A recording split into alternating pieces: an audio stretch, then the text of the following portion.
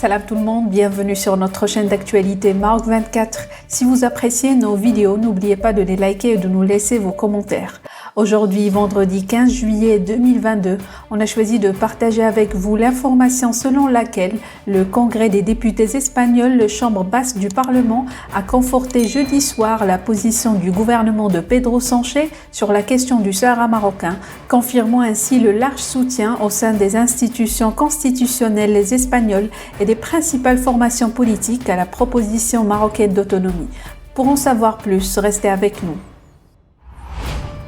En rejetant à une très grande majorité, 252 sur 333 voix, une proposition de résolution demandant au gouvernement espagnol de revoir sa position sur le Sahara marocain, le Parlement espagnol soutient de manière claire et décisive la démarche entreprise par le président du gouvernement Pedro Sánchez, qui avait souligné en mars dernier, dans un message adressé à Sa Majesté le roi Mohamed VI, que son pays considère l'initiative marocaine d'autonomie comme la base la plus sérieuse, réaliste et crédible pour la résolution du différend au sujet du Sahara marocain.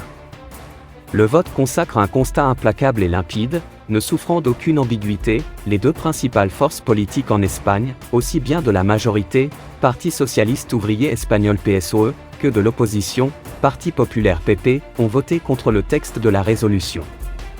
Seuls les députés derrière cette résolution, et qui ont l'habitude de courir après des chimères, l'ont évidemment approuvé. Des formations extrêmes sans grand impact sur la vie politique, constituées notamment de la gauche républicaine catalane et des indépendantistes basques de Bildu. Ce nouveau camouflet au soutien des séparatistes vient encore une fois remettre les choses en bonne place, et conforte la position du gouvernement de M. Sánchez, qui avait reconnu dans le message adressé à Sa Majesté le roi, l'importance de la question du Sahara pour le Maroc, tout en mettant l'accent sur les efforts sérieux et crédibles du Maroc dans le cadre des Nations Unies pour trouver une solution mutuellement acceptable aux différends. Dans cette logique, la position prise par le Congrès des députés espagnols consacre l'appui à la souveraineté pleine et entière du Royaume sur ses provinces du Sud, et aux efforts sérieux qu'il déploie pour le règlement du conflit autour du Sahara marocain. Douchant les espoirs des séparatistes et de leur rare soutien, la nouvelle débâcle entérine définitivement la banqueroute des thèses soutenues par les séparatistes, qui trouvent écho auprès d'une maigre minorité en quête d'intérêts électoralistes fallacieux.